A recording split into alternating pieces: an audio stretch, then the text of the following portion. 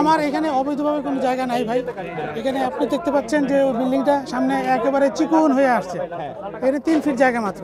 তার মানে খালের যে জমি সেটা ছেড়ে দিয়ে ওখানে সরকারি পিলার দেওয়া আছে, সেই পিলার থেকে নিয়ে সোজা আমরা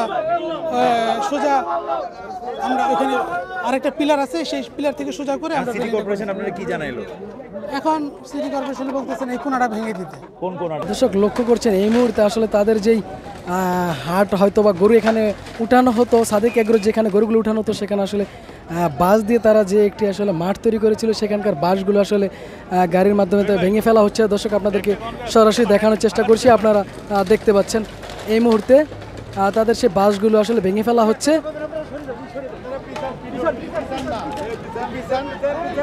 আগে থেকে এটা মালিক পক্ষকে সিটি কর্পোরেশন নোটিশ দিতে পারত।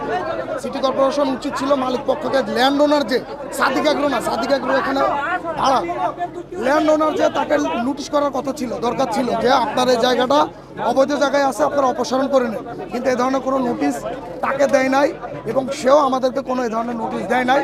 এখন আকস্মিকভাবে এসে তারা যে পিলার আছে, সরকার নির্ধারিত যে পিলার 2019 সালের 23শে ডিসেম্বর এই জায়গাগুলো উদ্ধার করে যে পিলার তারা রেখে গেছে, সেই পিলারের বাইরে এসে এখন তারা ভাঙচুর শুরু করছে।